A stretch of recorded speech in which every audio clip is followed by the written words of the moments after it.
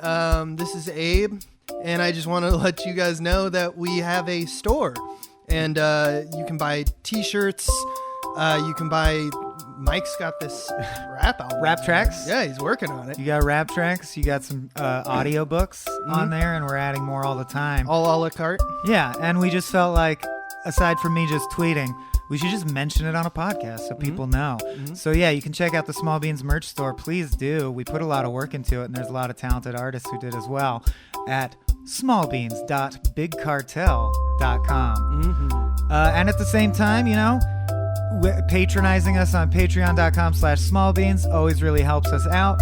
Even if it's just $1 a month, it's a big help. And if you can't scrape up any cash and you don't want any T-shirts or raps blasted at you, we would love a 5-star review on iTunes. Yeah. So if you're a Small Beans fan and you'd like to support us, these are the ways in which to do that. Yeah. Thank you so much for listening. Bye.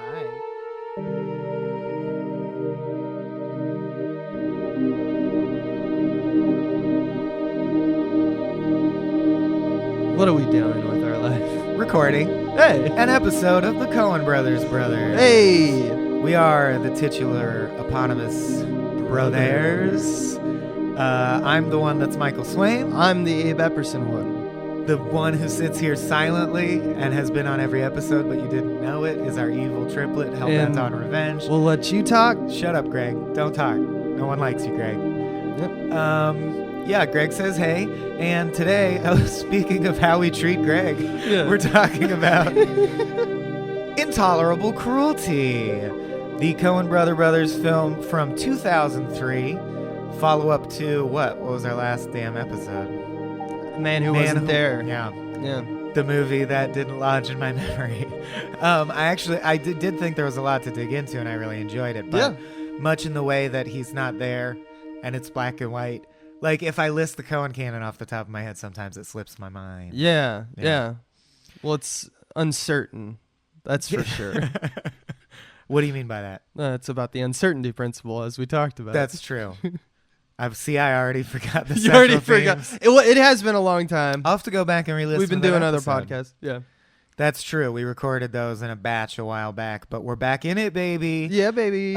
Intolerable Cruel. There's no good way to shorten it. Intolerable Cruelty, produced by Brian Grazer, who is, if you'll probably know him from mostly, he's like Imagine he works with Ron Howard. Abe Epperson is to Michael Swain as Ron Howard is to Brian Grazer, as Joel and Ethan Coen are to one another. Yeah, they're just like buddies. Buddies. Yeah. And it stars Catherine Zeta-Jones, George Clooney, Jeffrey Rush. Have they used Jeffrey Rush before? I don't think so. I don't think so. Cedric the Entertainer's Cedric in the there. Entertainer, Richard Jenkins, they have used before. Is this also the introduction of Richard Jenkins to Coen canon? I believe so, yeah. Yeah, so good get. The League of Extraordinary Coens adds a Richard Jenkins, but they will use him again. And Billy Bob Thornton's back. Yeah, for like a short cameo, I would say. Yeah. Like he's in it, but it's he makes an impression. Yeah, I he's remember multiple the scene. scenes, but yeah. Yeah. In the same way that Jeffrey Rush, like it's a very ensemble cast except for the main two. Jeffrey Rush is the rom-com. bookend scenes, yeah. And you see him once in the middle, but he basically just is homeless. That's all you establish. Fans of the Coen brothers will also know this movie is like one of the snoozers. Wait, shut the fuck up. What? What do you mean? It's one of my favorite ones. It's one of your favorite ones? Is this... Okay, this is not a review podcast. This is going to be an interesting stretch of Coen Brothers because next is Lady Killers. And I usually find our whole ethos is, as people are... If we're going to comment on art, and I think you'll hear this in One-Upsmanship and our other podcasts as well, analysis is more interesting than... Yeah. Thumbs up or thumbs down? Yeah, How many stars? Absolutely. Should I pay for it? Yeah. But I do think it bears some discussion of just like, well, is this one good though? Because up till now, every single one, for my money, I came in knowing that we could just go, yeah, it's good. We know it's good. Let's just start analyzing it. Right. But these two, some people think they're bad. Like they're the beginning of the Coen brothers having a slump. Right. I think that there's things that I would agree about that, but there's things that I still fight for my Coen brothers, but it's like it's not in It's not. It's in the middle of the road to the lower end. Yeah, to me. but I wouldn't want you to like take off your objectivity glasses for the Coen brothers. You know what I mean? We're not trying to like just root for them no matter what. We can say shit is bad if it's bad. Right. But I have always loved Intolerable Cruelty. I loved it on the first watch. I think it holds up alongside Big Lebowski, Burn After Reading, and I don't know why I think that. Do you think it feels different than other Coen Brothers movies, or does it feel like on brand? I think it feels like a twin movie to Hudsucker Proxy, which I also love. And interestingly, like many of the reviews I dove into for Intolerable Cruelty that came out at the time, literally had the sentence like Hudsucker Proxy. They're trying to be cute and charming, but it just falls flat. And I'm like, oh, I think they're wrong on both counts, which is interesting because I know you disagree about Hudsucker Proxy. And for the life of me, if you're out there and you think Hudsucker Proxy is sterile, I explain why in the comments, because I don't get why people find Hudsucker Proxy boring or sterile. It is not those things to me, nor is Intolerable. I want to give you this critic quote, even though we don't typically do that. It feels like a good time to do it, which is Ebert when it came out, 2.5 stars. So pretty middle of the road. And he said of the movie, the Coens sometimes have a way of standing to one side of their work. It's the puppet and they're the ventriloquists. The puppet is sincere, but the puppet master is wagging his eyebrows and the audience asking, can you believe this stuff? Joel and Ethan are bounteously gifted filmmakers, but sometimes you want them to lay off the irony and climb down here with the groundlings. Yeah. So he's saying, it's got all, to me, my read of that is it has all of the charm that is a typical Coen Brothers, but sometimes it just doesn't resonate with them, and this is one that it didn't. And he said it the most eloquently because he's a great critic, but a lot of critics said what I would say are that sentiment in different words, where they're like, it seems like they're alien or they're misanthropic or they don't like humans. And you can tell that they're like pretending to be human, to be charming. And I don't know, maybe I am broken. I don't see that separation. I don't as anything that would alienate me. Drama crash course for listeners who don't already know. Bertolt Brecht is famously credited for, I mean, that's where the phrase Brechtian comes from, being one of the first person to create theater that drew attention to the fact that it was theater. Like one of the very first, like some of the first plays to ever have a set that is just like, let's say, big abstract blocks of color. And you're like, wait, this isn't an old farmhouse in Russia where drama's playing out. You're drawing attention to the fact that this is a play. Things where the characters break and go like, hi, my real name is actually this, and this is how I got into the production. Now we're going to go back to the play. Like experimenting with the meta and standing apart from your work and going like, yes, enjoy the work, but let's not dick around. You all know someone composed this universe. Right. It's not real. So I'm going to have like these weird resonances and side commentaries where you get a glimpse into like, you know what the author's really, like you said, waggling your eyebrows over the blah, blah, blah. But I would say that totally applies to Burn After Reading, which people didn't say this about. Like everyone loved it. Not everyone, but critics liked it.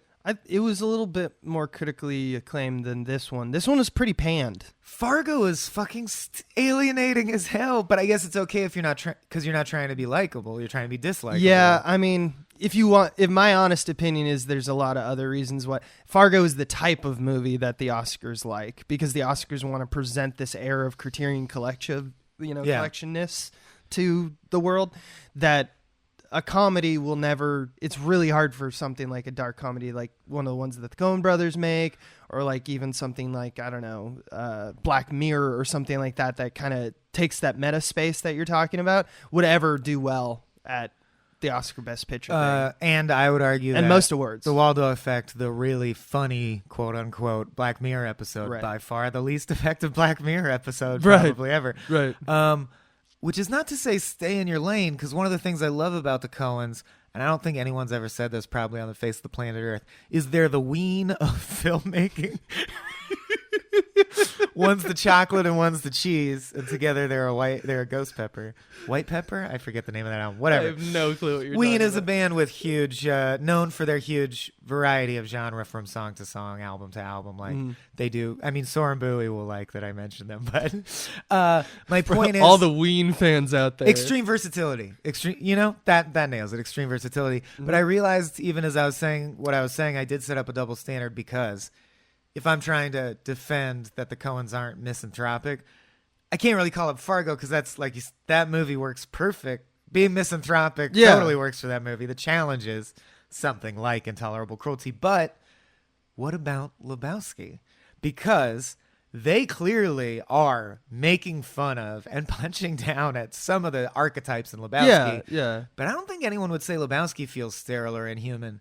Is that just the dude's character, like saving the whole movie by bringing the heart? No, because like Julianne Moore is like a riff in that movie.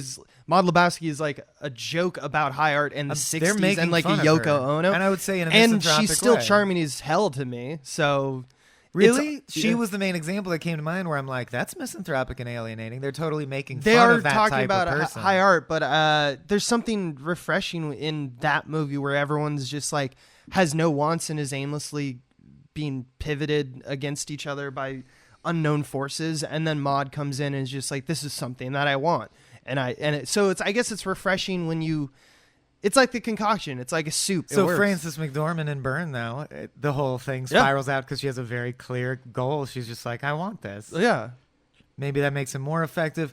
I can't say because I'm blind to it. In my mind, Intolerable Cruelty is charming and human feeling and good, and it fills me with warm, fuzzy feeling. No, I'm glad we talked about this because there's one last thing I want to say about this just for the setup before we do our normal 3-act or 2-act structure kind of thing on the podcast is this is the first time that there were writers for hire. So the story of this production is that script had been written for like 15 years, existed as an idea in a lot of people's minds. That's why typically they don't co-produce, but that's why, Grazer's there.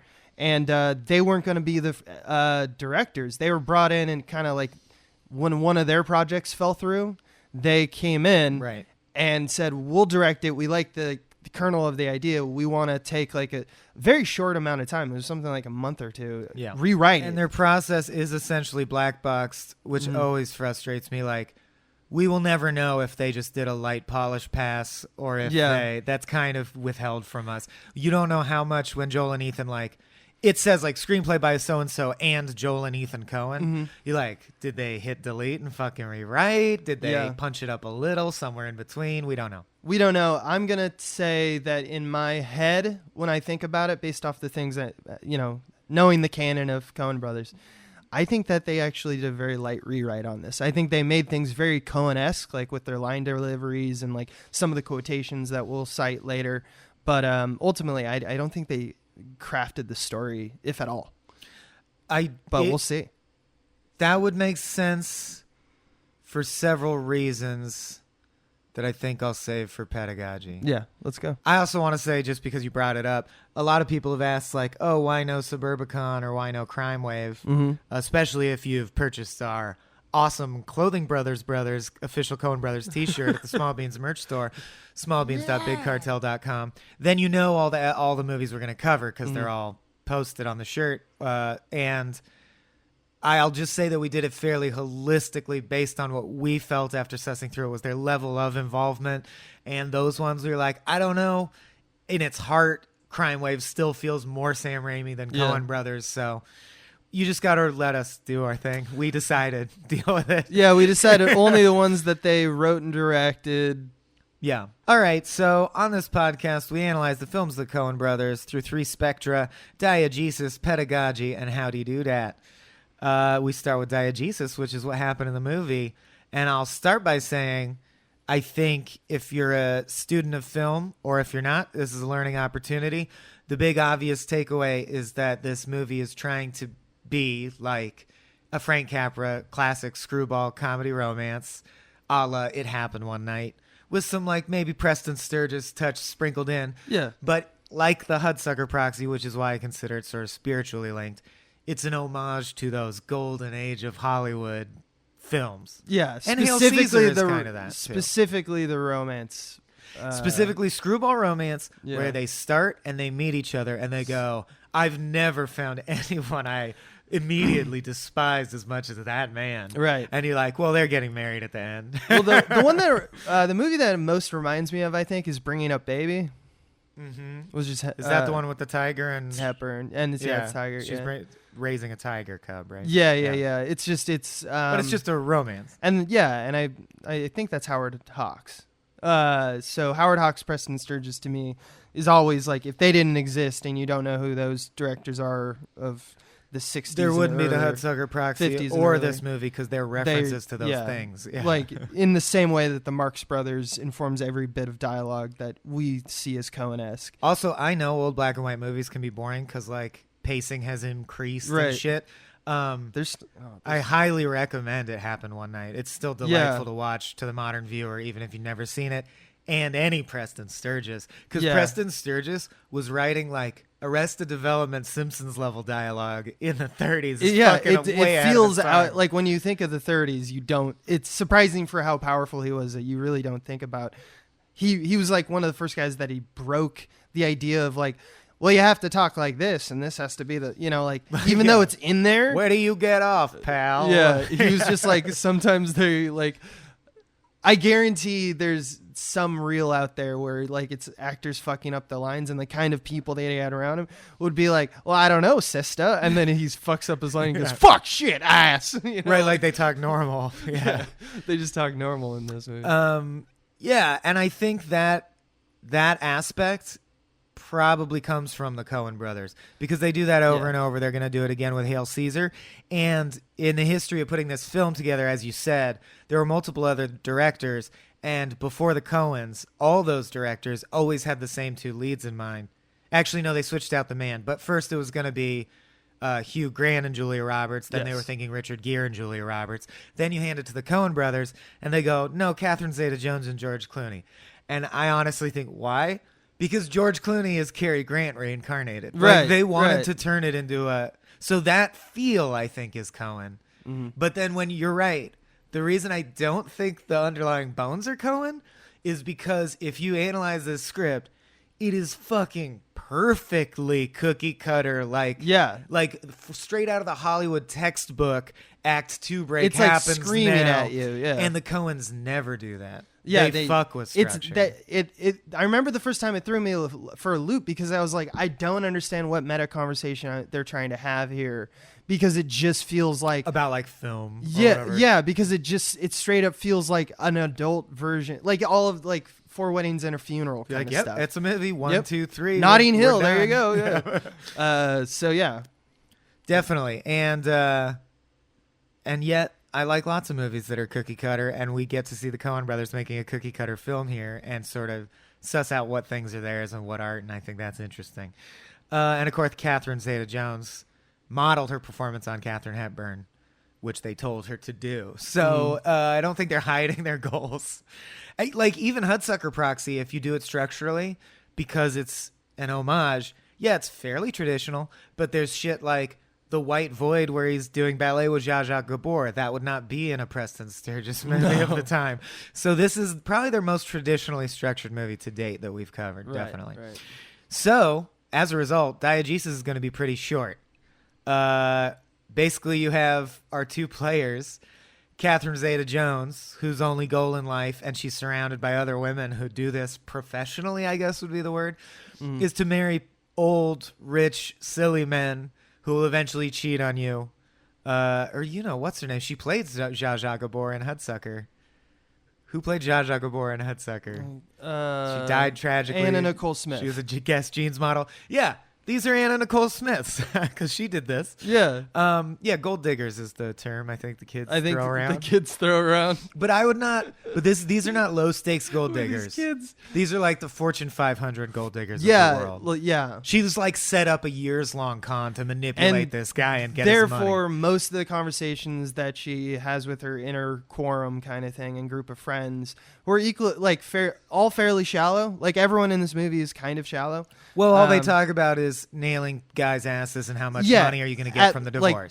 Like they're near pools all the time, and they're never in one. They're just around pools. Right. So it's kind of like that LA statement. Everyone's wearing identical white robes except Catherine Zeta-Jones. Yeah. Because, she's destined to be one shade more likable and nuanced and learn a lesson about love. Yeah. Clooney and Zeta-Jones are the special ones. So. Exactly. So what makes Clooney special is he is a fucking dreadnought that destroys everything in his path. Yeah. He's basically Ozymandias, King of Kings. Right. Because from the textbook structure standpoint, his goal is called out when he says, I'm bored, whatever. He was talking to his associate. I'm bored. Sorry, you get bored. You don't want it to happen. You're bored. Well, why are you bored? I have the yacht. I have the guy who cleans the yacht. I have the house in Vale. I can not even care about a case and just destroy. I have no more worlds to conquer, and God wept. It's sort of all he wants is a mountain to climb. He has no more challenges, and you can see in the courtroom scenes, he's like half listening to everyone. Like he can do this with his blindfolded. So when he hears of this new challenge, which is like would be seen as insurmountable, which is kind of the impetus of the movie, which is Donovan Donnelly. I love the names in this movie, actually. That's Jeffrey Rush. Jeffrey Rush. So you're taking us back to Frame Up. Just like what the inside. I do want to mention, because I think it ties nicely into Serious Man's opening. Mm-hmm. So it makes me think it was probably a Coen choice. Frame Up, very intentional focus on a song they know you know. Yeah. The Boxer by Simon and Garfunkel.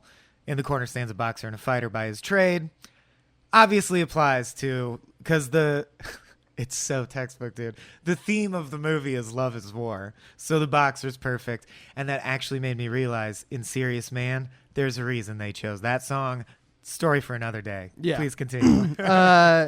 He's a TV soap opera producer, and he walks in on his wife boning, I assume an ex-boyfriend, but it's just like a pool guy, and they don't have a pool, which is a funny line that they mention.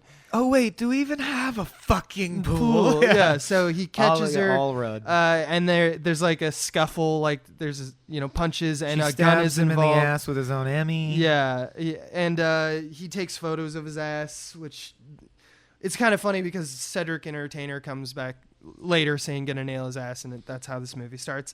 So he files for divorce, Jeffrey Rush, that is, and Bonnie hires Miles Massey, which is the George Clooney. Yeah. So really quick, I'm sorry, I forgot I wanted to do this at the top.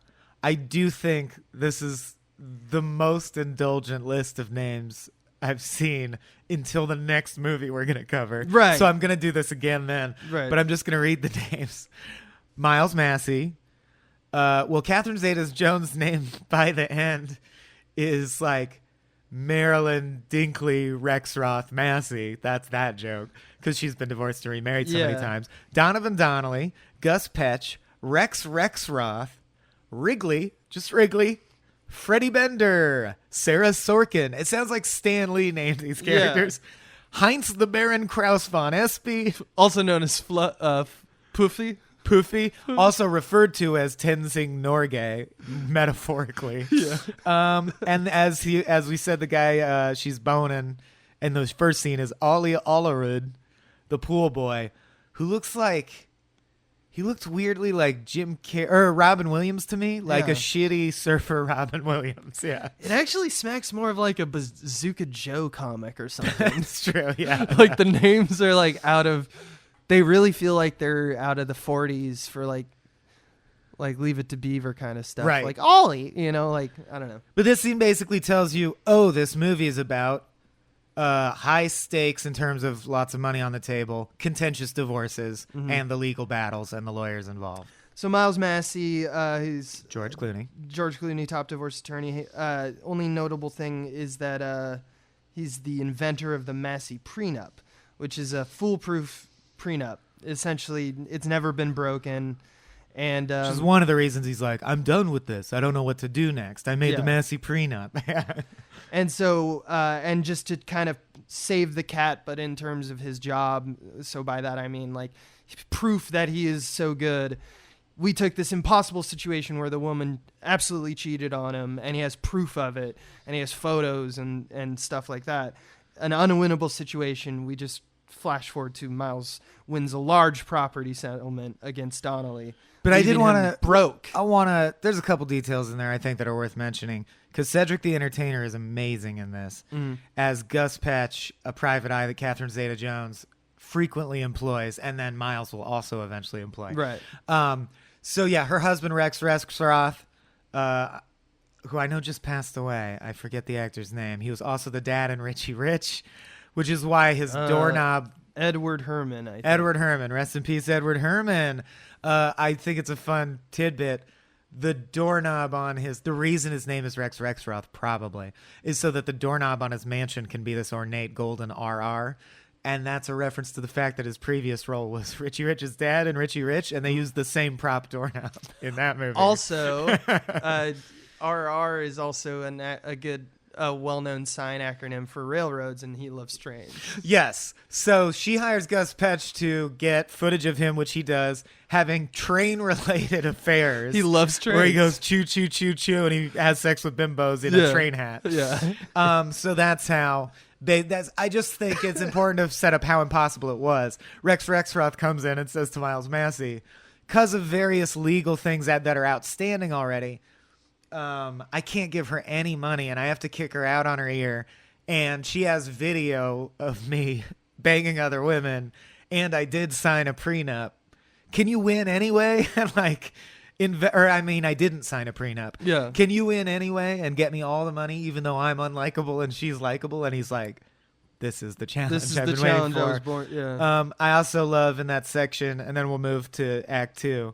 You know what? I'll save it for pedagogy because it's more about the technique of how they did it. Yeah. So the first act is basically establishing, because it's 1, 2, 3. 1, they hate each other. 2, they're intrigued by each other. By the end of 3, they'll be in love. Right. So in Act 1, by the end of Act 1, she hates him because he foiled her 8-year plan of becoming rich. Yeah.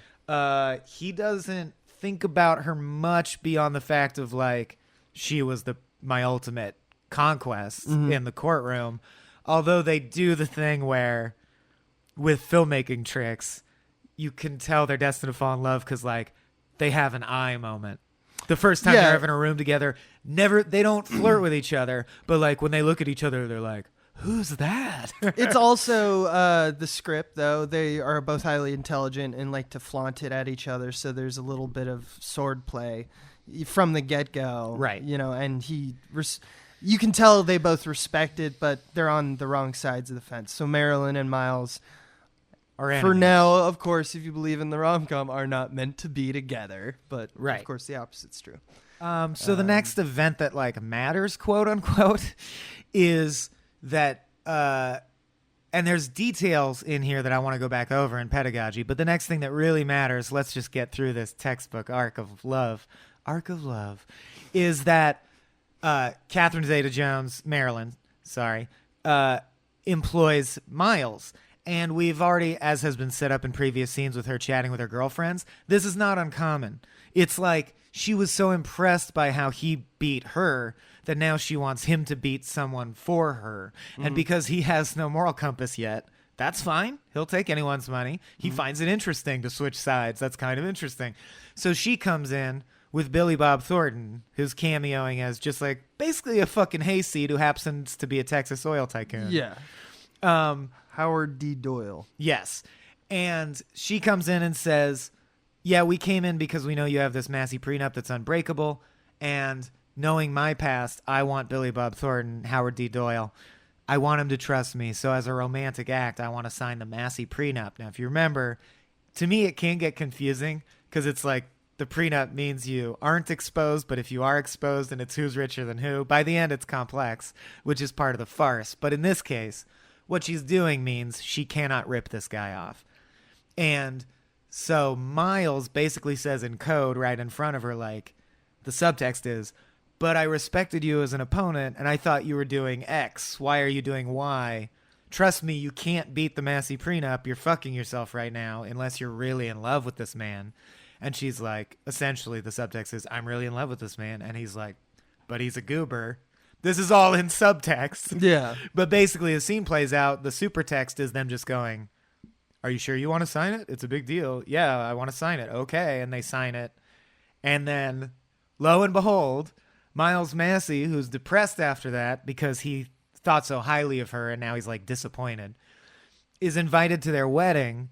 And as a wedding gift, Billy Bob Thornton says, "No, Catherine Zeta-Jones, I want to show you that I trust you. So I'm going to rip up the prenup and eat it with like barbecue sauce." Right. As a joke. Hayseed, yeah. And Miles literally starts applauding, like doing a standing ovation and going, "Beautiful, like, beautiful." Yeah. And you know what he means. The manipulation. She got him to con himself, essentially, is right. What Miles is thinking, so which is true. Getting her signing the prenup was just the first step of wrapping this dude totally around her finger, like getting him to trust her. So then we flash forward again, I believe. Mm-hmm. You want to take like this section months. So I can slurp down some coffee? The No Man Conference, and she's rich now, he thinks. Yeah. So he starts to have kind of an existential issue with this, and it kind of all culminates at them having dinner again after time has passed, and he goes to this No Man Conference, which is essentially him. It's like an expo for divorce attorneys, and he's like the top dog. Act 3 is a Vegas showcase. Yeah, it all takes place and in it's Vegas. all in Vegas. And he's basically the one who's telling everyone. He's the keynote speaker last year. They meet. They're on the same floor in the hotel, essentially, she gets her claws into him, kind of thing, which we don't know yet. And I do think, but he wants that in terms of basic farce. Act 3 has some good work done. Like, this is not a bad zany comedy. The zany complexities, like that twist did surprise me. So we will find out later that obviously her new goal is Miles Massey. Right. She's decided to take his money. It was the plan all along. So that's why she is coincidentally in Vegas. And she hid the fact that her husband, Billy Bob Thornton, she found out he was broke and they got divorced, but she hides that fact, intentionally runs into him at this conference and has like a rich poodle and diamond jewelry on and shit. Yeah. So Miles thinks she's richer than him. Therefore, being romantic with her is totally not dangerous. So he can actually toy with, for the first time in his life, being vulnerable and allowing himself to love someone. Yeah. And they do. Like, they fall in love. They fall in love. They have this weekend. And it kind of culminates for him when he is now, like, after their night, he's supposed to go and talk at the expo. And he basically implodes in terms of what everyone else sees and is expecting him to say, which is to be a shark, to be a shark, to be a shark. And the name of his initial speech was like, the divestment of property from a woman who's been cheated on by doing this to her children, something horrible. Well, actually, I think it's like, and his last year's was something like how to get your hands on your spouse's assets. So it's it was how to nail your spouse's assets. No, how to nail your ass is Cedric the Entertainer. So it's kind of like they're both equally crass. But there's a reference. We'll find it. I have it written down later, but it's even better. Like what the word they choose is a synonym for nail, but yeah. Yeah. Oh, yeah. Shit. Yeah. I can't remember. It's like, just a background joke. Hammer your spouse's assets or whatever. Yeah. The point being, they're the same as Gus Petch. They're all scumbags. They're all scumbags. Yeah. So, I mean, this is where it kind of like they kind of Ocean's 11 it a little bit because it still all happens chronologically, but you're seeing what I liked about Act 3 is that the expectation of scenes, kind of like in the same way of when you watch Primer or a movie like that and you have to go back and rewatch it. This one is lovely because it kind of unfolds and you go, oh, that whole scene is different now, knowing what I need to know. And like one of the first ones is that they find out after, I forget why, he's now essentially drinking with his... I want to say he's paralegal. What is that guy's role? He's like credited as an associate. Yeah. An associate attorney at the firm, but Massey is a partner. Yeah. He is only referred to as Wrigley. Mm-hmm. It's like his buddy who is low status, who follows him around. His Smithers, the guy he bounces ideas off of, but then tells to shut up and go away whenever he wants. Wrigley. Right. So they're like I can't remember if it's like implied that it's a stag night, because the idea is that they're just gonna get married in Vegas. Yeah, they get married. They get married at the little wedding chapel in Vegas, and they wear the kilts. They wear kilts, and this is after he gives, as you said, which I think is important to highlight, probably the most textbook scene of all the scenes. Yeah, it's really based on the speech that the greed is good speech from Wall Street is also based on. But this time it's love is good.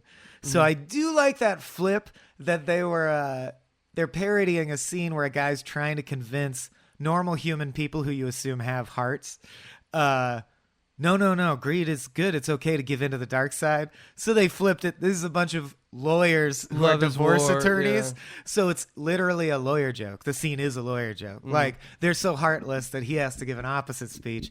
And it even ends with a slow clap, slowly building. Right. And then all standing. And this gives him the passion to immediately propose, get married. He signs. No, that's it. He thinks that she's rich. Therefore, if they got divorced, he'd get half of her money. So he signs the Massey prenup to prove his love for her. Yes.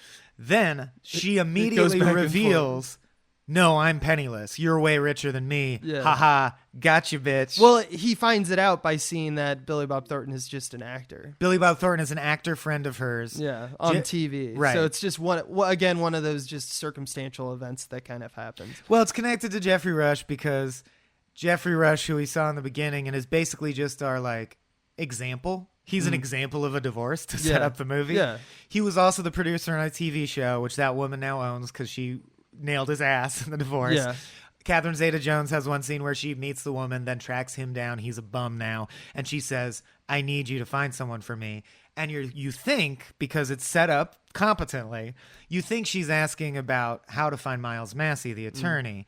But she probably just found him through the phone book. What she actually was asking for was, who's that actor on your show, Billy Bob Thornton? I want to use him in this scheme. It's crazy how much it does feel like Hudsucker Proxy, because what clicked it is for me is what you said about how it's just a big lawyer joke, just like the stockholder meetings and the board of directors, and they're all just play acting like the most typical greedy examples of the thing that we think of with Wall Street higher ups, and then it's just right, we'll take them for all their work. Yeah, and then the gumption of the main characters propel them forward, but really what ignites the events is a newspaper blew in the wind or a hula hoop blew. And the coffee stain happened to be on the ad that is destined to be. Right, or you sees the actor on TV. Yeah, and it's very Raising Arizona, too, in that way, I think. Yeah. So, where are we at? Oh, yeah, so now if you're following the logic, because she tricked him into signing a prenup, when she does the same thing, it doesn't matter. She does the same thing she did to Billy Bob Thornton, basically, where she gets him to trust her by doing it, and then it gets ripped up. She rips it up this time to be like, it doesn't matter that I'm richer than you. I don't need a prenup. And he goes, oh, great. Then the prenup's disavowed, and she goes, surprise, I'm penniless. I want a divorce. I get half your money, and this is vengeance for the time you cock-blocked me from getting my money before, you motherfucker. And he, of course, is like, oh, I meant it for real this time. I actually loved you. So this is devastating. So, and now she's got to be wondering, is he doing this emotional thing right. I would do? And she's I like, do all I the can't time. Trust you're not manipulating me right now. And they go okay, then even if hypothetically we really love each other, it's too dangerous. There's too many barriers. So on paper, we're enemies. Bye again. Yeah. So it's they keep coming together and bouncing away. And of course, Catherine Zeta-Jones has one of her shallow, rich friends die alone in her giant mansion because she's so lonely and alone that no one found her for 3 days and her cat ate her face. Yeah. And it makes Catherine Zeta-Jones be like, maybe I would rather have been in love than live this life of money and no trust. Weird stakes raising at this point. Miles Massey, who has never been humbled in this way, is called before the boss of their firm, who says basically your failure humiliates the firm. You have to do anything to fix it. And I will say this is the weirdest leap to me because they're about to be in love. In real life, you could never come back from this. Like, how could you trust someone who did this? Like, even went along with this plan. Right. He agrees and does it. He does the hiring. He goes, you're right. We have to have her killed by a hitman. Mm-hmm. So now he's going to have the woman he loves killed. That's just a crazy flip to me. Right. Which, Wheezy Joe. We mean Wheezy Joe. Yeah, Wheezy Joe, who, gets his name from all of his wheezes. Well, he carries it around an asthma inhaler, which is another setup. He does hire him to kill Marilyn. And then learns that her ex-husband Rex died without changing his will. So the train it's guy, Deus Ex will now. The same dumb train guy, after that divorce proceeding, did not learn his lesson and get any legal protection. He just kept fucking women in train outfits. Which she doesn't, based on the assumption of how she's been acting in this strategy game, that she wouldn't know this either. She doesn't know it, but... So she's now the wealthier of the two parties involved in the marriage. She doesn't realize, so it's the third flip. She doesn't know that train guy is so dumb that she's still going to inherit all his wealth just because he never changed his will. Right. So now she has even more money than Miles Massey. So now if the divorce proceedings go through, all he has to do is make sure the paperwork goes through before she finds out the Rex Rexroth thing.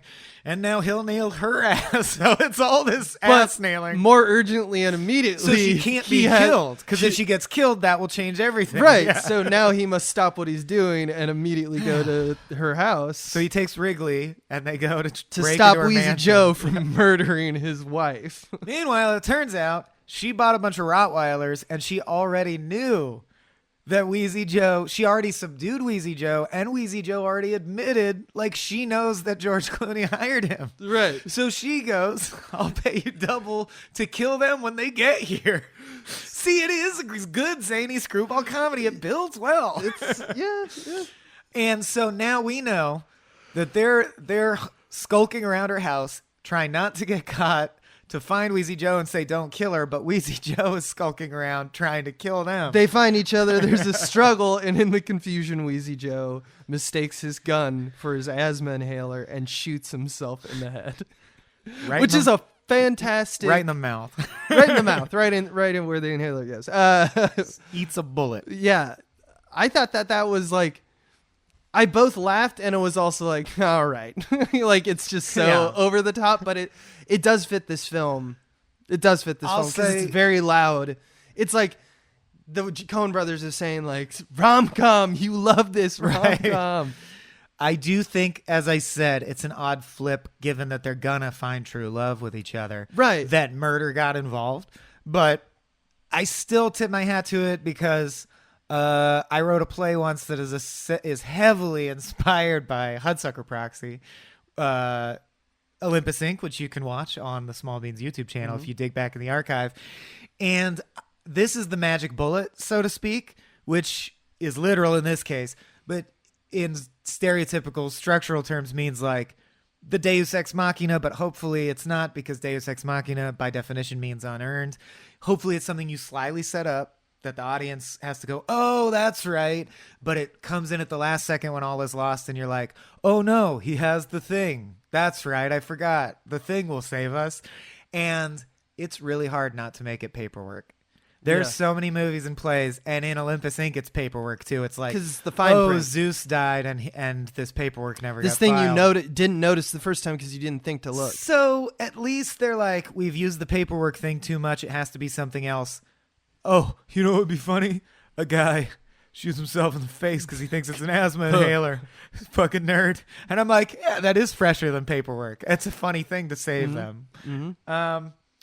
So they apologize to each other and fall in love. Their lawyers are present. Their lawyers are present trying to encourage them to continue the battle, basically. Their lawyers are being like, we can prove you tried to have our client killed. We can prove this. Yeah. Well, who's going to get the money? Well, I can invalidate the if will. we retroactively and all agree that it happened before, just do the prenup. And they're like, we can just walk away. We drop all charges and we trust each other. We're going to get married and now we're going to make out in front of you because it's the end of the movie. They both both of them are like, no, I trust you, and signs a prenup, and the other one rips it up, and it's like, no, I trust you. Yeah. And they're like, well, they're all ripped up, and they go, but darling, you're exposed, and they make out. So they get married. Yeah. I love, in 2019, it has to be said, because this was back when we really liked movies about rich white people problems, but like, right.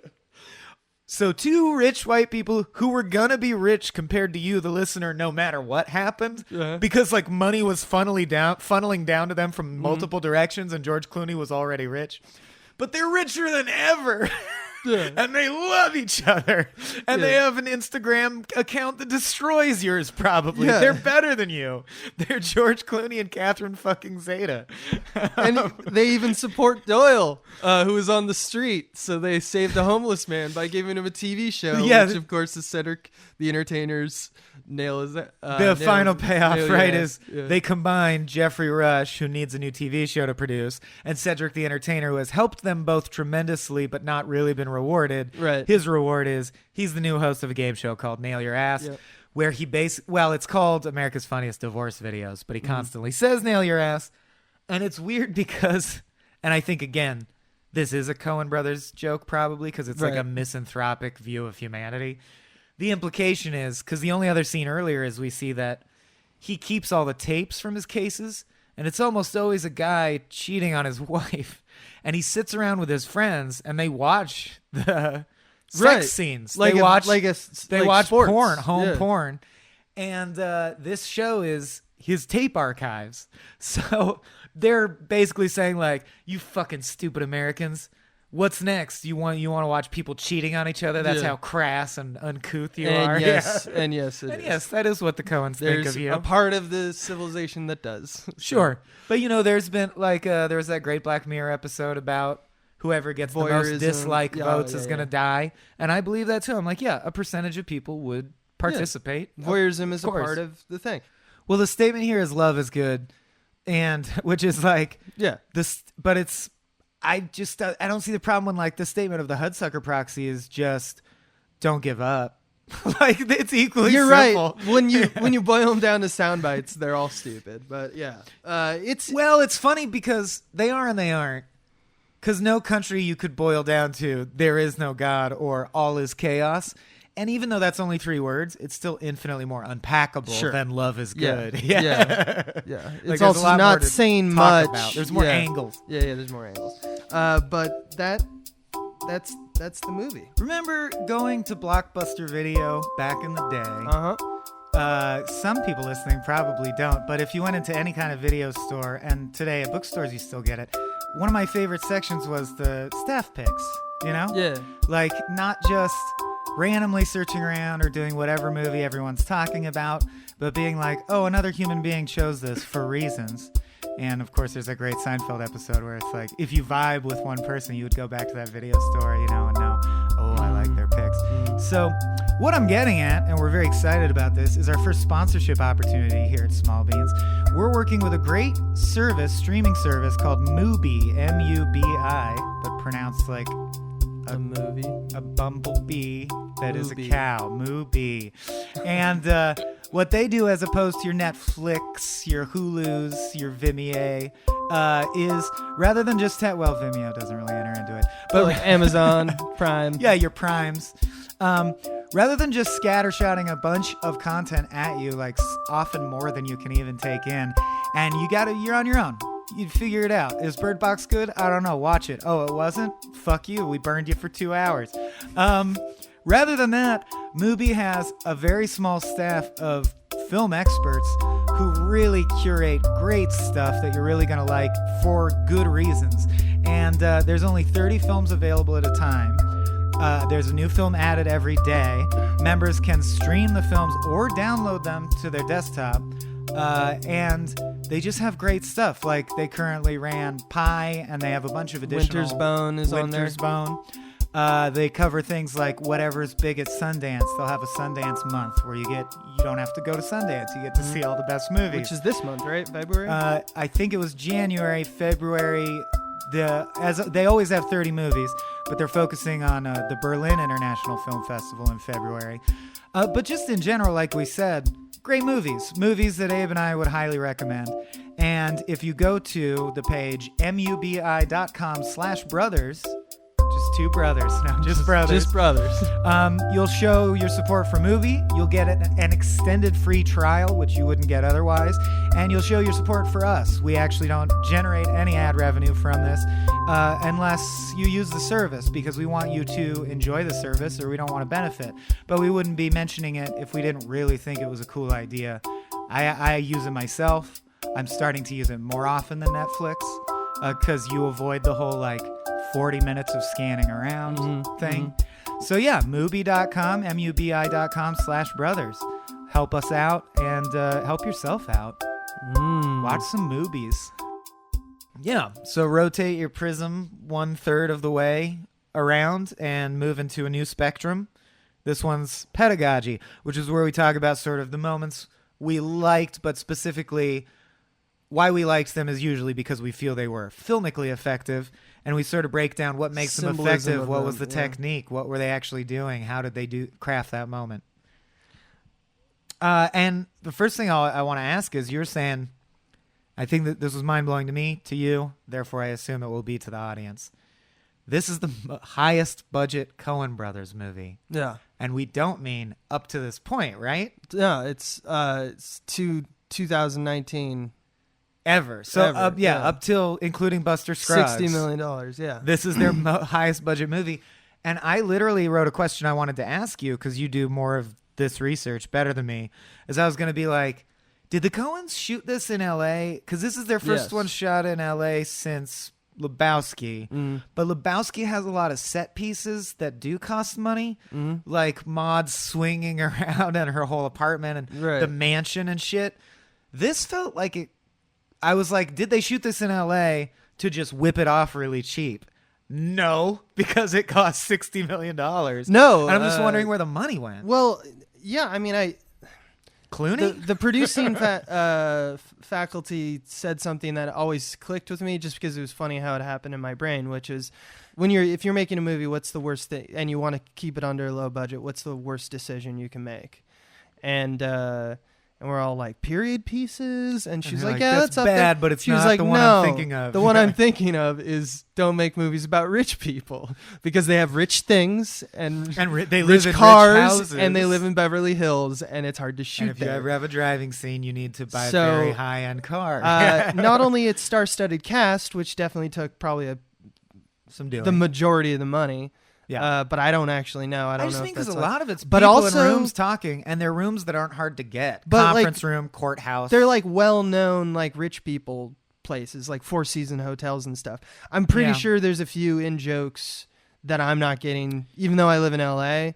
Like the equivalent of like shooting at the Chateau Marmont, and and it's like, they're hinting at that Vegas place that rich people know. And then, of course, they locked down a Vegas hotel, right? Kicked everyone out and repopulated it with extras. That's quite expensive, right? Which is, I always find a stupid thing to do, because it's like, isn't that crazy? We shot at that place where it's like really hard to shoot and costs a lot of money. Or like for Con like Air is like, can you believe we bought Vegas for a night? And like, 99% of the population was like, that was just a nice room. I don't know. Right. I didn't think about it. They could have shot the Vegas scenes on a soundstage dressed like a casino. I don't care. So it's that, or it's just a lot of chefs, which is another thing that makes your movie expensive. Having a lot of producers and having a lot of actors that are high profile. Speaking of chefs, I do think we should always mention, and I hope they got paid a shit ton too, because they deserve it. The culinaries. The Mount Rushmore of the Coenverse is fully assembled and in play on this film, and I'll always call that out when it's true. Yeah. Ellen Chenoweth on casting, Carter Burwell on score, Mary Zofries on costume design, Roger Deakins on camera. Fucking all-star team. Yeah, I mean, that's like... Carter Burwell and fucking T-Bone Burnett. This podcast is equally dedicated to them. The Coens would not exist. It's the whole team. Yeah. It's this team, when they get, like, think of a scene in any Coen Brothers movie and being like, that is so Coen Brothers. I'm going to say like 99% sure with almost certainty that was the team assembled to create that image. And all those elements in play. Like in Fargo, you'll be like, God, this haunting score is perfect for this moment. And who could it be except Steve Buscemi? And look at the shot. Yeah. And his costume is so 70s. It's perfect. And they're gonna be kind of like this for a while. They've already been working with all these people for a long time. Like this is like Oh Brother crew. Mm-hmm. But they keep it sustaining until like No Country. You know, it's still the same team. They only recently has like Deakins stopped shooting with that. Like he didn't shoot the last two, I think. Yeah. But like it's just because he shoots everything now. It's hard to. Speaking of the Deakins, do you have an equal amount of affection for that for Miles Massey's introduction, the two shots, the teeth shots? Oh yeah. I do love those. Can you describe them? I feel like I'm dominating too much. What just how they I mean, like what they do. Go, but you go next with something. No. I want something. You to say what you well, he's made his empire by talking. Right. Again, this movie's not like trying to challenge you, but it's doing the things. He's made his movie by talking, so he acts through his teeth, and his mouth is his weapon. I love that. And you got to keep your blade sharp. So the first shot of him that we see is at not the dentist, but at a teeth whitening place with that thing in his mouth that holds your mouth open so you can see his teeth like ghoulishly. It's just a close-up shot of his teeth, but he's still on the cell phone talking, giving his secretary orders because he's all surface and he never stops working. You know, perfect introduction. Yeah. And then what really gets me is the edit, because you haven't shown Clooney's face yet, and Clooney's your star. Then you cut to just teeth. Well, his first shot is just teeth. Yeah. And I would say most other companies or directors would have then cut to a shot of his face and we go, George Clooney's in the movie, baby. Yeah. But instead, they put one shot in between that I think is so beautiful, which is a 3/4 overhead shot through his car windshield. And the reflections going by the windshield, like from trees and stuff overhead, hell yeah, is so meticulously, professionally. Like, it's like the newspaper blowing or the hula hoop in Hudsucker. Right. It blows my mind because of the effort involved. Yeah. The reflections going by the windshield block his face but reveal his teeth. Like, you can see through the windshield and see his smile, and he's checking his teeth in the rearview mirror. He's just teeth. And on the cut, the top row of his teeth is perfectly aligned with how they were in the previous shot. So it's just like this weird, he's teeth. He's still teeth. Mm-hmm. And then it ends with his secretary going, "Where are you now?" And he walks up to the secretary's desk and into his first close-up and goes, "I'm coming right at you." And you're like, okay, now George Clooney's now we in know the movie. Who this guy is. Yeah. You should make cartoons like you make cartoons. You don't just make cartoon jokes. You actually make it a living, breathing cartoon. So if someone is all ears or someone's all teeth, what does that mean? Are they like big listeners or are they big talkers? Yeah. And something I noticed he's not just checking his teeth, he's also sticking out his tongue. And it's just his mouth. Mouth maintenance. Yeah, he just clearly went to the dentist. And to me, it's like they're introducing him obviously because of his gift of gab, the silver-tongued kind of serpent that he's representing as the lawyer. I think that they do that all the time. They did in No Brother with John Turturro acting through his teeth. Yeah. And I think and in that one, which is interesting, I like knowing that actors still have craft and care. And right. Clooney intentionally, because Turturro didn't act through his teeth in Oh Brother. Yeah. He acted through his brow. Eyebrows, and in this, he acts through his teeth. And if you watch them back to back, you can tell the difference and gives you appreciation for there is craft to acting. It's not just assholes showing up and doing and being the lines. charismatic. Yeah. It's very true. They usually choose like a few every project. This one, with Catherine Zeta-Jones, they did something different, which is I think how almost everyone. It's like how Soderbergh shot Catherine Zeta-Jones. It's like how if Catherine Zeta-Jones is in your movie and it's like early 2000s, this is the treatment. She's just like elegance. It's like an incarnate, Elle magazine has walked into your movie. Yeah, exactly. A magazine cover has walked into your movie. And of course she's wearing the dresses of rich people. I have no idea if Elle magazine is a glamorous magazine. I don't think it is. Glamorous. But I know Cosmo is not I don't, but you know what I mean? It's like a fashion magazine cover is in the movie now. Yeah. Yeah. I do think it's interesting that it's verifiable that they asked her to model her performance after Katharine Hepburn, which is also what they asked Vivien Leigh to do in Hudsucker. Right. They're like, let's just do it again. We really like Hepburn movies. Like, she's our favorite romantic female lead, obviously. Right. Yeah. I also really liked the moment when, because we mentioned it earlier, but we didn't mention the detail, and I think it shows a good bag of tricks, which is that he and Wrigley, when he's basically doing something that Futurama would put it this way, you can't just have your characters say what they're feeling. That makes me feel angry. Mm-hmm. This would be shitty exposition, and I guess arguably it still is, if they didn't find a game to play around it. Because George Clooney is literally sitting there telling Wrigley, here's my deal. I'm this guy, and I used to be this guy, but now I'm at this point, and here's what I want because of that. But what makes it charming, and I think saves it, is they're doing this while a trial is unfolding in front of them, a case that they're on, and their client is between them, sitting between them.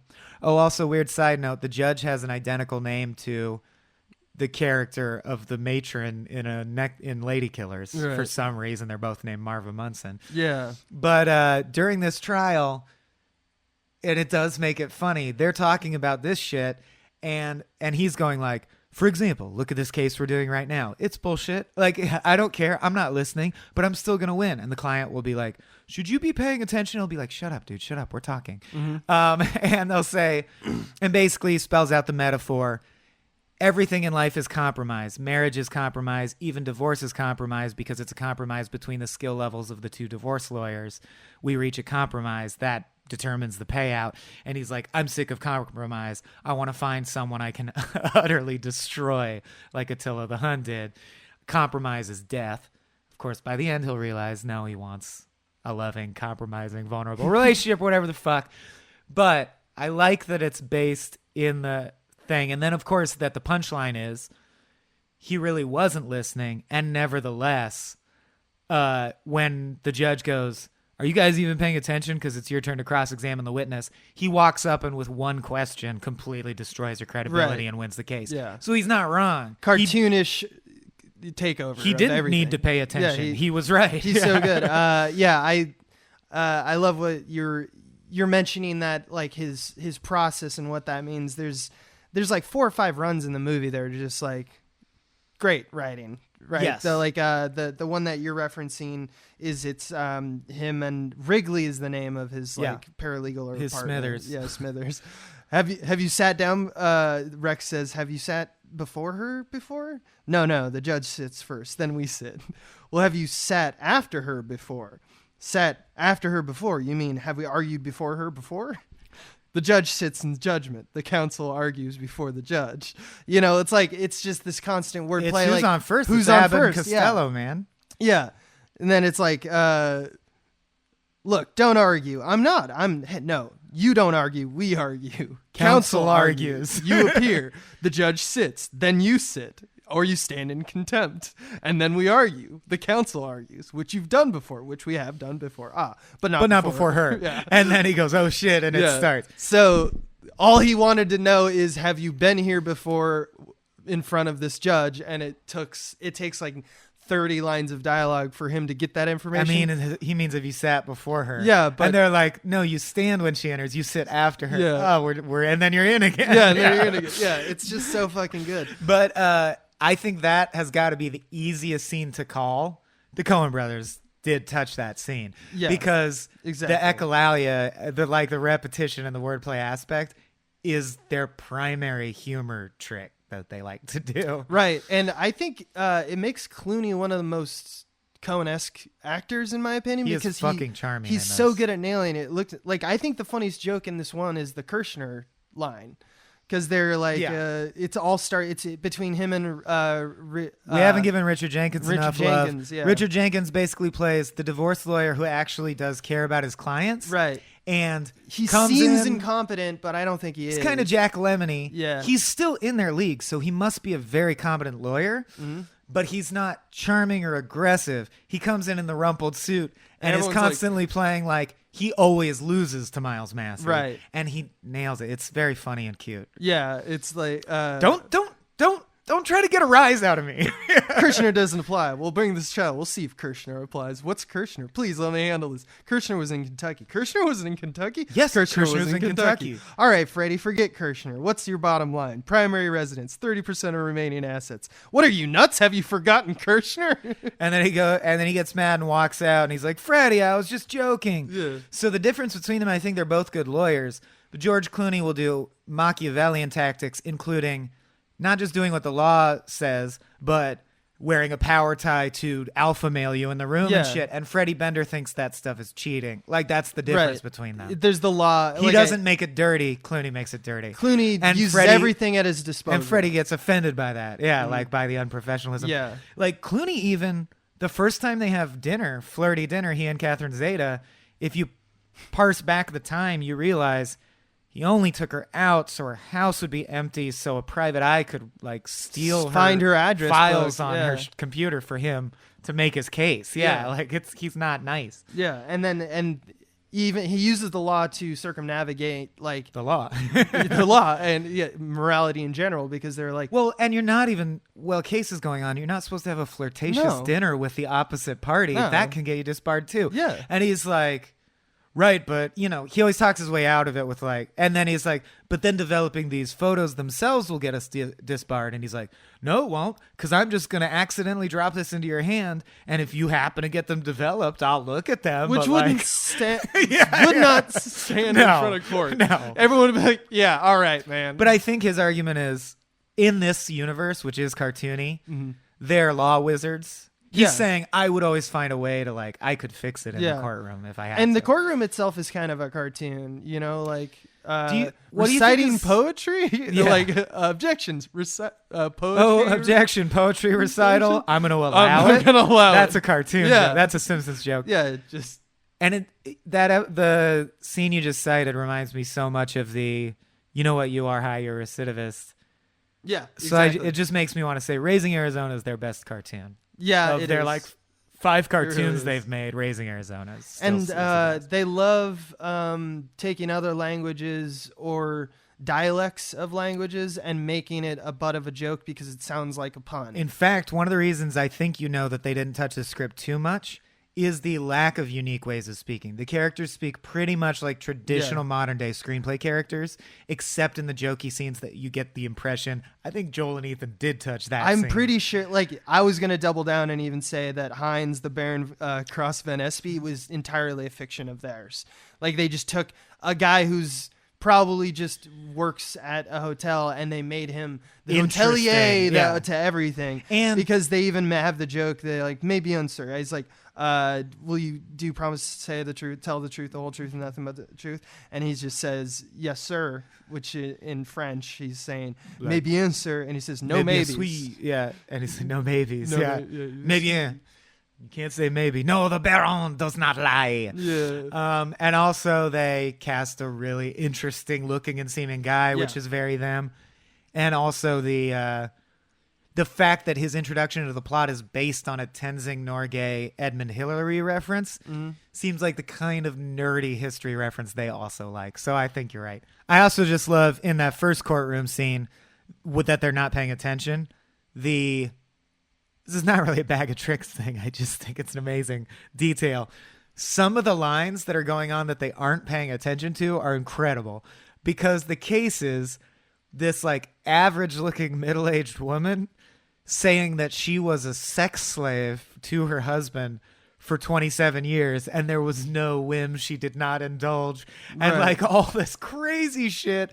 And her lawyer, who looks exactly like Mitch McConnell, they have a great interchange.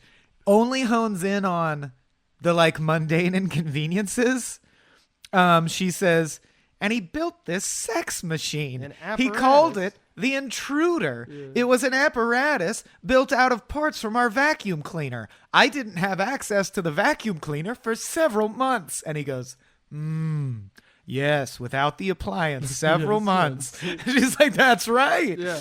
And also, I just love the idea that George Clooney, after this movie ends, is like, I am going to build an intruder, and that's where we get the intruder from Burn After Reading. So, you're trying to pitch canon with George Clooney? Yeah, because I think that device in Burn After Reading, that is the intruder. That is the intruder. That's a Pixar connection. Like, I think the Coens wrote this joke and are referencing the intruder. Yeah. And Burn. we know from the past, other podcasts we did, in researching found out, like, the only reason that the Jesus exists is because of jokes that were being Jesus in Big Lebowski is jokes that were being had since Miller's Crossing. I would not be surprised if the intruder, some mythical sex device, was an in-joke on Coen sets and became a thing. They were getting coffee and they made a sex joke about better tip him or I'll build the intruder. Whatever. And the Coen brothers probably went like, and then went home and wrote 800 pages on the intruder. Something that I wanted to point out, they make a big deal, and I don't know if this is the Coen brothers infusing this, if this was in the script and they wanted to play with it, but in the courtroom scene and in the dining scene in like the courtship phase of Clooney and Zeta-Jones, they quote like Christopher Marlowe and Shakespeare, who are well-known adversaries, like they. That's what it's not, because that's the Coen shine, because it's one level to be like, oh, they're both smart, so they flirt by using quotations. Yeah, they use poetry. These are two writers who were linked as adversaries who ended up having grudging mutual respect for each other by the end of their lives. Perfect analogs. And also both of the one that Clooney says first is from Hero and Leander, which is Christopher Marlowe. Whoever loved that loved not at first sight. Her response: dismiss your vows, your feigned tears, your flattery, etc., etc. Venus and Adonis. So they're both a Shakespeare poem. Yeah. Yeah. So they're both about the relationship between two people being very bipolar. But they are by poets who wrote love poetry that was really sappy, that assumed true love is real. Right. So it's at the same time fitting and ironic that they would use their words at this date where they're both pretending to date but actually trying to fuck each other over. Right. There's at least 4 layers. It's nicely layered. They put layers in there. It's a parfait, like an ogre. I don't think anyone gleaned that. I didn't glean it the first time. I gleaned it now because I'm watching it with goggles of like, we're going to make the show. And I did the research and I was like, what is that poem about? Oh, shit, that's relevant. What's crazy, though, is that how it, to me, actually even has this 5th level, which has nothing to say about the poetry or the Elizabethan poets and playwrights that the words come from. Has absolutely to do with how people and culture view rom-coms. Because sometimes when we just need, like in a rom-com, because we just need a quick and dirty reason why they are they. Like they are who they are. They have an identity. And sometimes their identity is smart or it's charming or it's stupid or it's, just very open-minded or whatever we want to say that we the adjectives that we pull out when we say like, who is this Julia Roberts in American Sweethearts or something like that. And we want to describe them. In this one, I thought they were just going to be like, well, it's because it's about 2 sharks. It's just showing how smart they are. They're like Harvard educated. That was enough for me watching this movie, and because for that's like how rom-coms for an Ocean's 11, like if it was Julia Roberts and George Clooney doing a very similar scene from that franchise, that would be the only level. Right. It would just be, look how they're flirting, but also being dangerous. So it's like, so it's like, it's not only... In my argument, it's not only doing a better version of the trope, but it's almost playfully kind of like going back to Ebert. I think it actually does succeed in this. And I don't think Ebert was saying that because he didn't feel that this one nailed it for him, like Fargo. Because Ebert said like Fargo is the best movie of all time or something. Or he's like, he rides that icy Fargo dick hard. Yeah. Scribed on his tombstone. No, let's pause so the audience can imagine that. Yeah. Deceased, overweight film critic Roger Ebert riding an ice penis. Please continue. It's very it's playful in that regard, but I think it's also the puppeteer and the ventriloquist. Like they are kind of poking that at, they're noticing that irony to such an extent that it's almost like, I don't understand though, Coens, do you hate rom-coms? Do you hate movies? I think that was something that I want to bring up. Is I think the Coens just need a set of rules. I think you and me, we're the same. Yeah. They literally just enjoy the process. And even though some movies hew closely to what they happen to really believe, as long as you give them like an a priori set of rules, what they're interested in is getting to know the rules, living in the universe, completing the process, and then moving to a new universe. So even though our strong impression is, if you said to the Coens, do you believe love at first sight exists? They'd go, no, that's fucking stupid. If you say, can you make a movie within a universe where love at first sight exists, they'll make Intolerable Cruelty for you. It's fine. Yeah. They can do whatever you need them to do. Right. Their political thought about that trope or that event or that observation of human nature is seemingly irrelevant to them. It's because, like us, they are filmmaking robots. Excellent double takes from Clooney all throughout this movie. I mean, he's king of double take at this point. Between this and Oh Brother, he's got at least 18 takes. Him getting punched by Walthrop, so good. Wait, when is that? Oh, you're talking in Oh Brother. Oh, Brother, yeah. It's just... because the structure is so transparent, I actually think if you are an aspiring screenwriter, it's a good one to analyze. Take a stopwatch. And it's got multiple twists. Definitely be a little less intense on Act 3 because they did like we mentioned, it was important to them that they had it so that the prenup is eaten once and then ripped up twice, you know, like by different people. That's because they wanted to show off, like, look at all of our, you know, like Raymond Chandler. Well, we introduced as a MacGuffin, so we're going to hit the MacGuffin 8 times. Exactly. Yeah, and so they did that, and it's not necessary for your screenplay or everyone's screenplay. I think that TLC is necessary for any screenplay, but, you know, it's a really good one to look at because it's, like we talked about, the trope is so unmysterious and clear. I did wanted to bring up the question of how do you think it aged in a post like Harvey Weinstein, Louis C.K. world, and to modern sensibilities, because it's funny that not only is it, of course, from 2003, but it is trying to echo an even earlier time when maleness being like obviously it's kind of crass, and you hope it's just tongue in cheek to go like, you hope they're not trying to make it global. Here's our universe. All the women are gold diggers. All the men are sharks. You know how women and men are. You know what I mean? Right. And it doesn't bother me because it's such a cartoon, but I do still think, considering that even though the movie feels 50s-ish, it is set in modern day. Yeah. There is shit he does that I just want to call out as like, man, if I tried that shit it's straight up tonight. Men are from Mars, women from Venus kind of shit. Ordering for the woman when you don't know each other, it's your first date. I hate that. She'll take the He says, I'll have the beef, she'll have the beef. And then he has to ask, oh, I assume you're a carnivore. And she says, oh, Mr. Massey, you have no idea. Great line. Not a good date maneuver.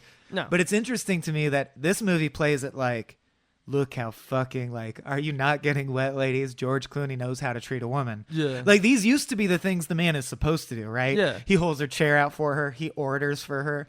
But, dude, if I ordered Jen's dinner for her, she'd be like, I wanted the onion rings, not the mashed potatoes, you dipshit. Yeah. What the fuck are we in, Mad Men? Yeah, exactly.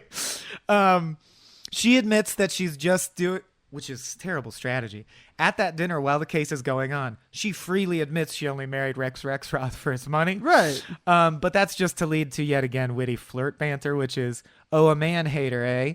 And she says, I do think this is a genuinely great line. People don't go on safari because they hate animals.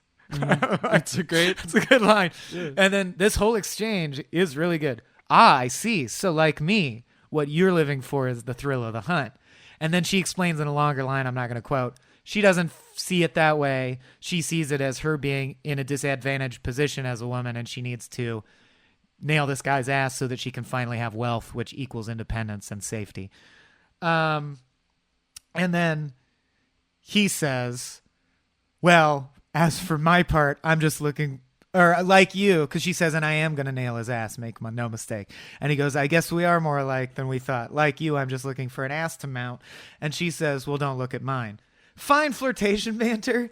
Dude, if you went into court and said, the opponent's lawyer took me to dinner and made a joke that implied having anal sex with me, you win the case. Like, he would be disbarred. She had an ace in her up her sleeve right there, dude. Right. That's that. Yeah, that's that, mattress man. I like that they yell Rex sit, even though it's a stupid joke. Yeah. Rex sit when the judge comes in. It's nice. And I'm doing some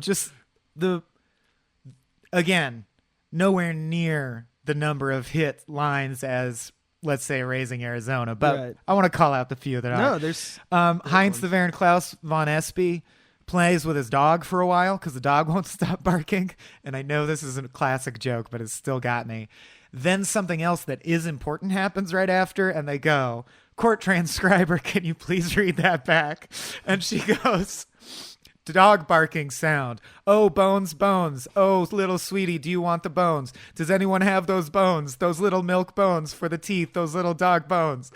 Like, that's the transcript. Yeah, she thought, because she's just doing her robotic job, she just always goes back 10 lines. Yeah. But like, that one's not. No, that's not the part we wanted. And then she goes, no, repeat that last part. And this is the pun we were thinking of at the top. She goes, "What kind of man did he want?" And he says, "She wanted a man she could, how you say, make the hammer on his fanny." That's the nail your ass pun that I like so much. Yeah, obviously also the other great pun is he's speaking at the No Man Conference, which is, I believe, the National Organization for Matrimonial Attorneys Nationwide, which is already a joke because it's national and nationwide. But their slogan is, "Let no man tear asunder," which is at some traditional weddings, they say, "What God has brought together, let no man tear asunder." And their slogan is, "Yeah, we'll do it. We'll tear it asunder." Yeah, that's a good joke. Because that's just written on the back.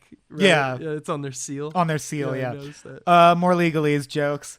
"Let the record show the Baron Klaus von Espie has indicated that Rex Rexroth is the silly man."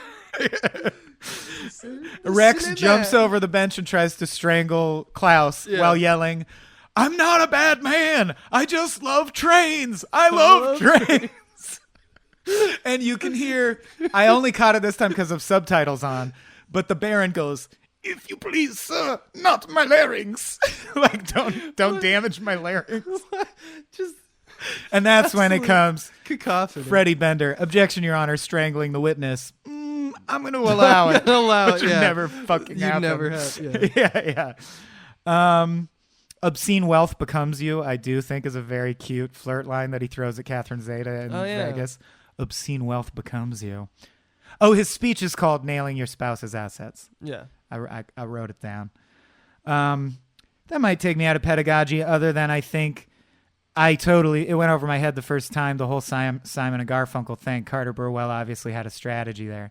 Because when he asks, at her wedding to Billy Bob, her fake wedding, they play "April Come She Will." Like, the priest sings it and plays it on acoustic guitar. And then they play an instrumental version of it. And it's not Paul Simon. It's specifically Simon and Garfunkel. Play an instrumental Simon and Garfunkel song, sometimes in the score. I don't know exactly what it means. Yeah. My one thought is, and this could be a real reach, a really famous Simon and Garfunkel song is Richard Cory, which is kind of the same structure as this plot. You got rich, and you have the mansion, and you have the yacht, and why do you still feel empty inside? That's Richard Cory as well, is just that plot in a 2-minute song. I love that. Well, yeah, so I just think George Clooney is supposed to be almost a magically perfect, desirable man in this. And I actually think it shows how times changed, that some things he does and says by modern standards are very dislikable. And it's really the story. This is the story of George Clooney being rewarded no matter what he does. Being in love, not being in love, trying to win, not trying to win, calling out a hit, stopping the hit.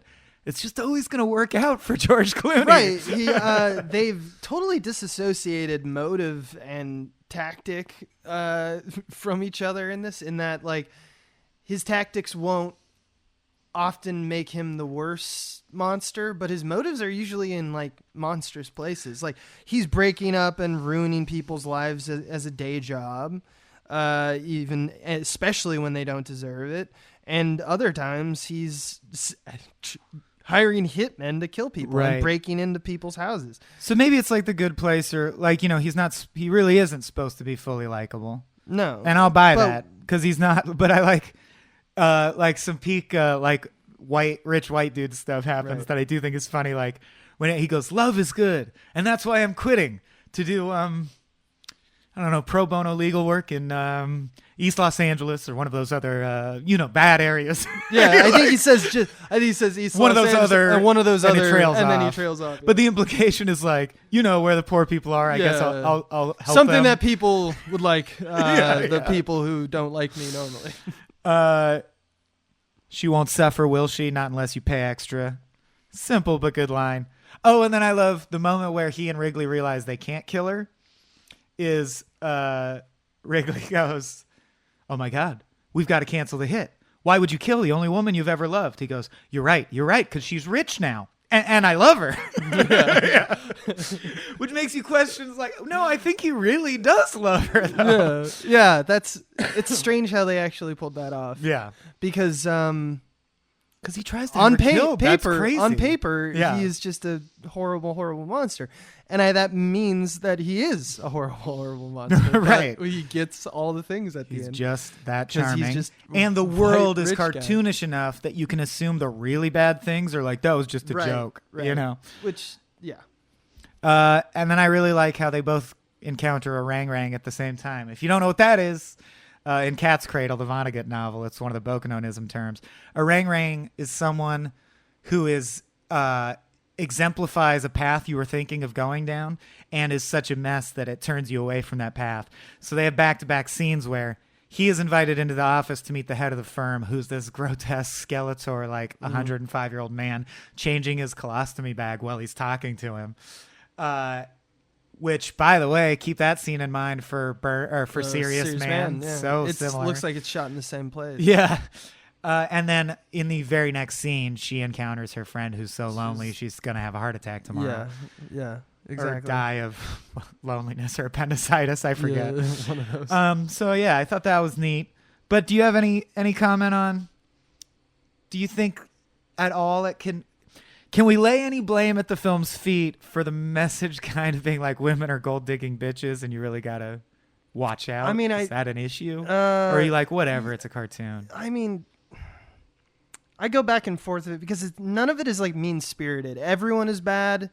I do recognize that keeping that trope alive is like a bad thing, but there are people who do this, so it's not like I wouldn't call it a stereotype, so I don't feel the need to fight against it. Class of people. Because it's, and then in addition to everything else, for non-logical reasons, just like the rich people, there's a lot of terrible rich people who, and that is true, that they appear to think like this. Yeah. And so I'm fine taking them down a peg. All right. But I don't know. So it's SJW approved. No, I guess. Let's move on to our final spectra. Well, who else but two cis hetero white males to approve or deny whether something is appropriate? Yeah. On a podcast. Howdy do dat. Which is our little epilogue. It's a minor spectrum. Yeah. But fun trivia, little tidbits, like mopping up we finished the meal. All we have left is half a roll, or we're mopping up that gravy. Just mopping it up, that gravy. What'd you get? What were your nuggets? So this guy, John Romano, was the author of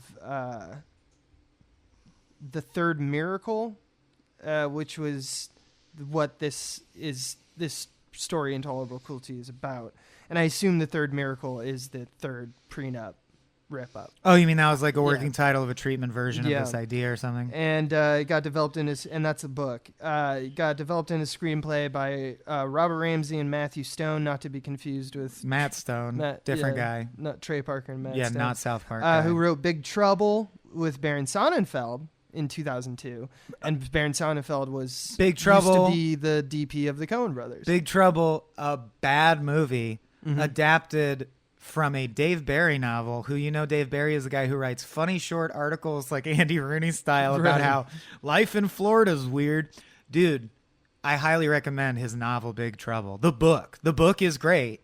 And the movie version's Right. mediocre. Right. And Matthew Stone wrote the screenplay for Life in 1999, directed by The space Ted horror Demme. movie? No. The 1999. Yeah. Oh, really? The Life in Prison with Eddie Murphy? I think so. I love that. I think that movie's also crazy underrated. Life is funny. But I was just pointing it out because these are two guys that are working, so it's already an adaptation. You have two writers who are working on it, and they're both they're not co-writers. They're two people who were brought in a kind of an arranged marriage. It wasn't crazy this movie got made. Yeah. It was always being shepherded safely through the process. Yeah. And then the Coen brothers were added as two additional writers. So that's why there's 4 writers on this project when you see the credits. I still think maybe the only time the Coen brothers indulged in an animated credits sequence, which made it feel very studio-driven. Coen brothers don't usually do can we get some clip art of Cupid's shooting hearts while the credits roll? Yeah, it's not their thing. It's not entirely against their thing. It definitely felt like a Monty Python-esque. But it's not against their tastes. But it just occurred to me, I can't think of a single other Coen brothers movie, and I could be wrong, of course, in which case the internet will tell us, where the credit sequence is a thing. Where Man Who Wasn't There is just a shot of a barber pole, and that could arguably be a thing. Do but a song usually it's over just footage, it's just credits going by over footage, so you don't notice them. It's some transparency shit. Also about the poetry, Miles's line, his poem, the specific Christopher Marlowe poem is Hero and Leander, who are Venus and Adonis analogs. Yeah, it's even tighter than that. It's they're almost remixes of the same poem, right, from different people's points of view, which is kind of well known about because things would be in vogue, telling the story of Aphrodite doing this would be in vogue for 5 years. We don't know why, but for some reason they would write similar plays at the same time to kind of one up each other, I guess. Right, or then and genre shit someone would introduce. It was a big deal when the first person was you know what? Instead of all this fantasy shit and Greek shit, I'm going to do Henry III part 1. I'm going to do a historical drama. And then after that, it's just modern day. It's zombies, and then there's more zombie shit. It was a big hit, so other writers are I'm going to do a historical drama. I also love Billy Bob Thornton talks really fast in this movie because he talks so slow in The Man Who Wasn't There. That's true. And IMDb pointed this out, not my gleaning. They do that. They like to do that. The clearest other example being they did the same thing with Steve Buscemi between Big Lebowski and Fargo. Right. He's talking constantly. So I do think if they're going to use someone again immediately, they wanted them to show range. Right. It seems important to them. I don't know why. I think it's just because they know they figure out someone's super talented and they get to know them and they're we should make another. Yeah. We should show their range because that's really good for their career and we want to work with them again, but we don't want to ask them to do the same thing. That's very smart. The only other one I got is when Wheezy Joe shoots himself through the head, the bullet goes through the window behind him, and the bullet hole is a heart. Of course. So pointless. So pointless. Yeah. You got anything else? The Coen Brothers movie that never happened, and I'm sure there's several that we don't know of, but the one we do know is the production fell through, and the reason why they accepted this job is that there was another movie, and if you want to read, I don't know if they have a script of it anywhere that you can track down on the internet, but the name of it is To the White Sea, and it's a book written by James Dickey. So if you're interested to the White Sea, to the walls, in getting that, till the sweat drips down my dicky. That's about it. The white whale. Yeah. It's Moby Dick. It's Moby because Dick. It is all made of stars. All right, we're done now. Yeah, I didn't mean to get off on an SJW thing. It's just that the only other women who appear are Harley Quinn. They're Catherine Zeta-Jones exists. All the other women that you see in the movie are basically just the one woman who's the sex slave in the court scene, and then Rex Rexroth with 6 women who are naked, and when he dies, they go, "What's the matter, Rexy?" And I was just no killer female roles. But you're right that George Clooney also sucks, though. That does make it okay. It does bother me. It does bother me, but it also is like, it would bother me a lot more if every woman in this movie is either a victim or a monster. Yeah. And it would bother me more if it weren't for the fact that every man in this is also a victim or a monster. Yeah. So, but yeah, it's not a great trope. All right. I like it. Abe thinks it's decent. Yeah. Hope you enjoyed the episode. Next time we're covering Lady Killers, which will be really interesting because probably 75% of Coen's fans consider it their worst film. Yeah. And I don't, so I'm very excited. I'm gonna dip into it. J.K. Simmons. Mm-hmm. Fucking Marlon Wayans. Yeah. Star-studded once again. We'll get into it. Until next time. Coen Brothers. Smallbeans.bigcartel.com. The Clothing Brothers shirt for sale now.